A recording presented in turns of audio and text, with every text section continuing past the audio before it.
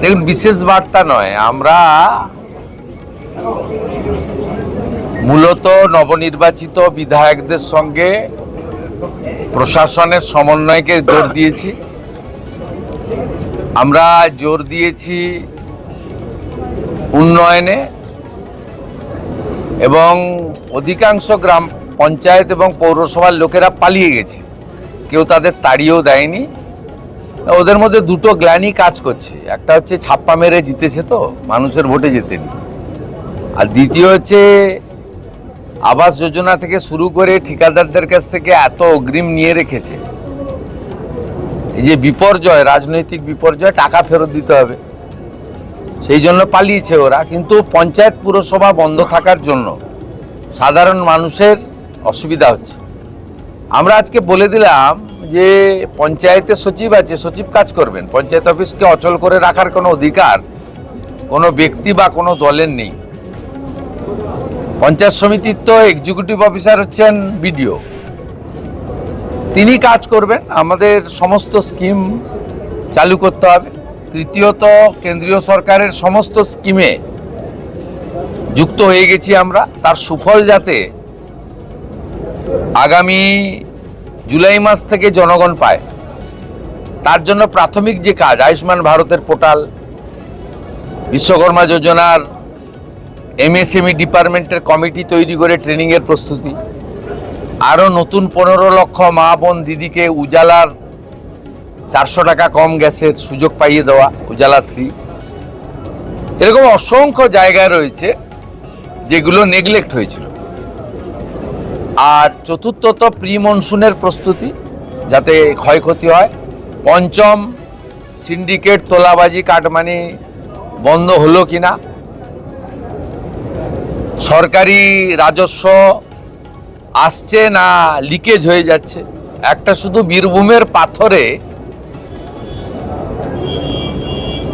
30 লাখ টাকা daily revenue থেকে 2 কোটি 30 লাখ হয়ে গেছে, এটা 5 কোটি যাবে।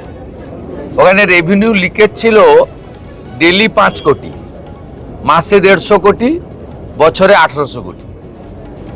কি টাইপের রেভিনিউ লিকেজ হয়েছে, এটা একটা এক্সাম্পল। এটা সব জায়গায় আছে, পশ্চিম বর্ধমান, পূর্ব বর্ধমানে বালিতে তো ভয়ঙ্কর।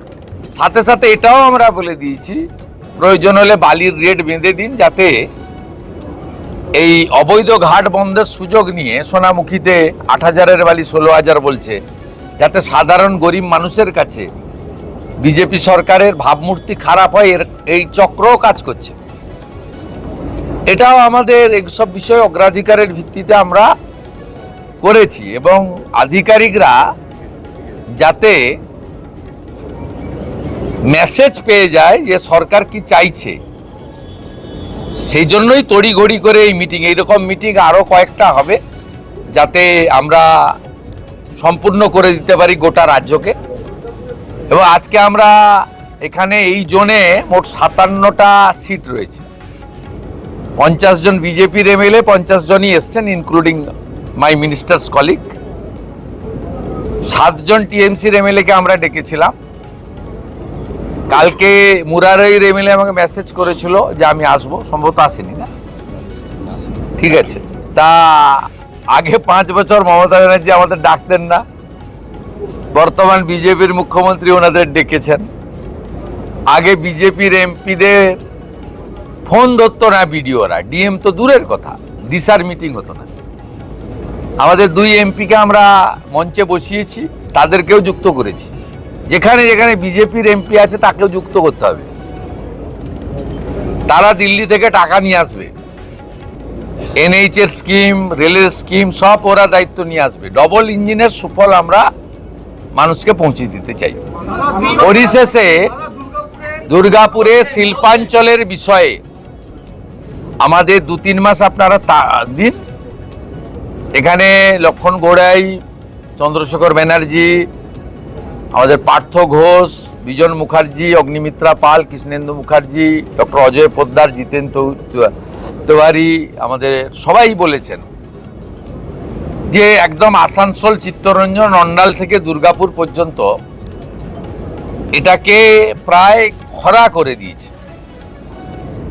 সেল, অন্যান্য যা অর্গানাইজেশন আছে, সেন্ট্রাল গভর্নমেন্ট, স্টেট গভর্নমেন্ট, আমরা একসঙ্গে মিলে এখানে কিভাবে শিল্পে জোয়ার আনতে পারি, বিকল্প কর্মসংস্থানের সুযোগ দিতে পারি, এটাও আছে। কিন্তু আমরা ওই হাততালি কুড়ানোর জন্য ওই দেউচা পাচামির মতো ফ্রড কথাবার্তা বলি না, বলবো না।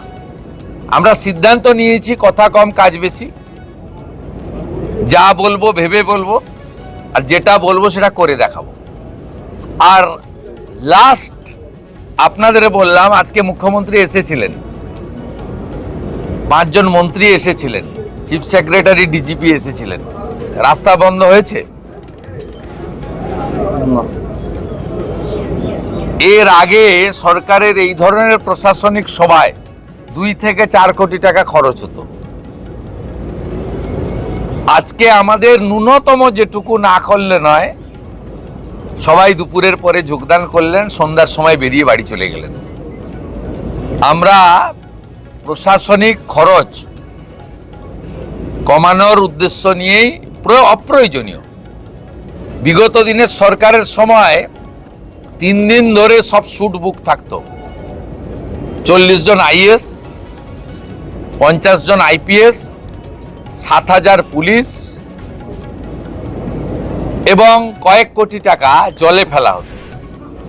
আজকে এগুলো আশা করি দেখতে পাননি, ভবিষ্যতেও আমরা সুযোগ দেব না এসব দেখার। এটা প্রো পিপুল গভর্নমেন্ট, ডবল ইঞ্জিন গভর্নমেন্ট। এই গভর্নমেন্ট মানুষ যা চায় তাই করবে। আপনার সরকার আপনার পাশে,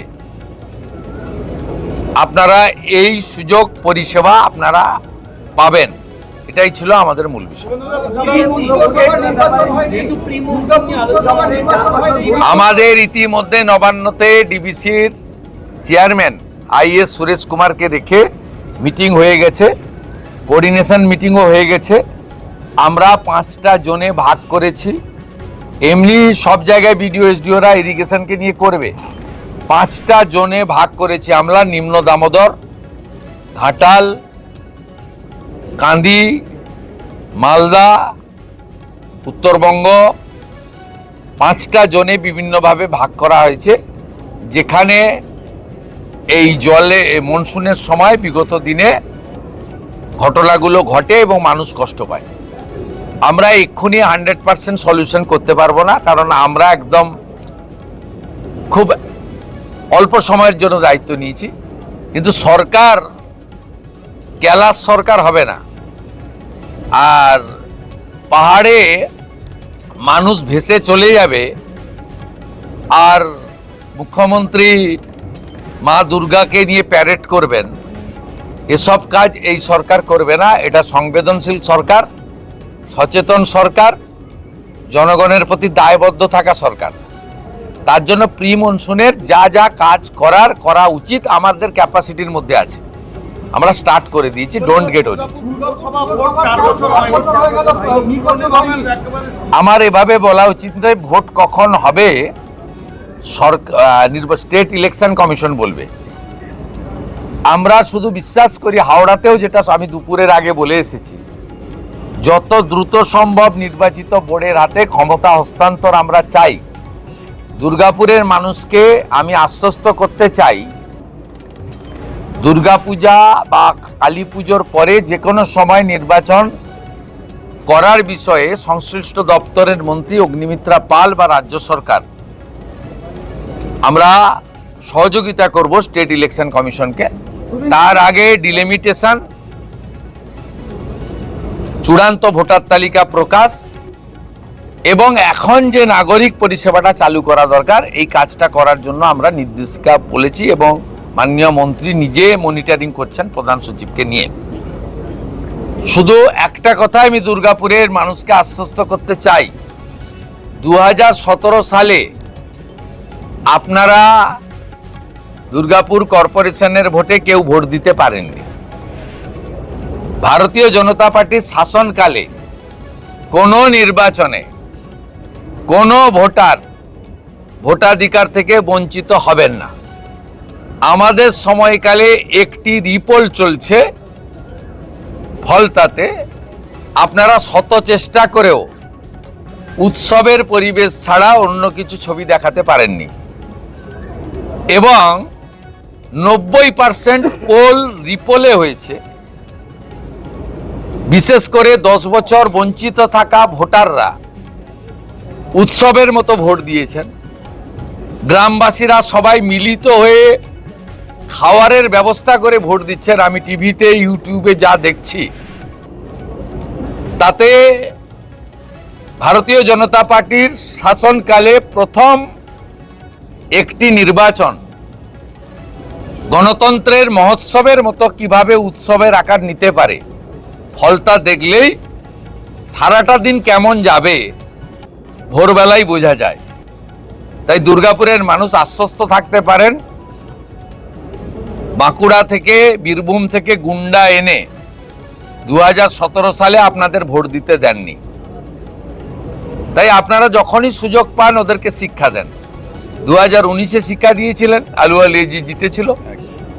2021-এও আপনারা একটা সিট জিতিয়েছিলেন, আর একটা সিট খুব ক্লোজ 2000 না 2500-এ আমরা লস করেছিলাম। 24-এও দিলীপ দাকে লিড দিয়েছেন এখান থেকে দুটো সিটেই। আর এবারে তো একজন 38 একজন 32, একদম হাত খুলে ভোট দিয়েছেন।